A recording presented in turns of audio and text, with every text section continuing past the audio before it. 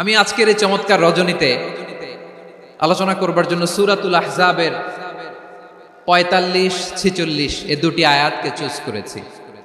এ দুটি আয়াতের আলোকে কিছু কথা আপনাদের সাথে শেয়ার করব। আওয়াজ করে পড়ুন ইনশাআল্লাহ। যেখানে আল্লাহ তাআলা বিশ্বনবীর ৫টি বৈশিষ্ট্যের কথা বলেছেন। কয়টি?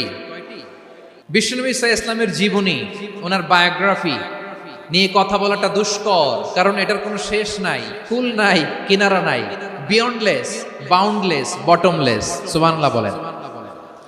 কারণ তিনি তো এমন নবী যিনি হ্যাঁ বললে এটা শরীয়তে হালাল হয়ে যায়। নবীর মুখ দিয়ে যদি বের হয় হ্যাঁ, নাম, ইয়েস, তাহলে এটা হালাল। ঠিক কিনা বলেন? এ নবীর মুখ দিয়ে যদি না বের হয় যে না, নো, তাহলে এটা শরীয়তে হারাম হয়ে যায়।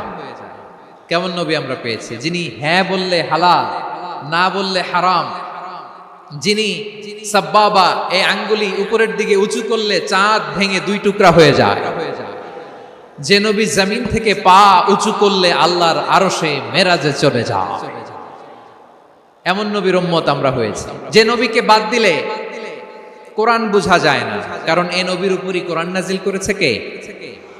এ নবীকে বাদ দিলে হাদিস বোঝা যায় না, কারণ হাদিস তো এ নবীর মুখনিসৃত পবিত্র বাণী। সুবহানাল্লাহ পড়েন।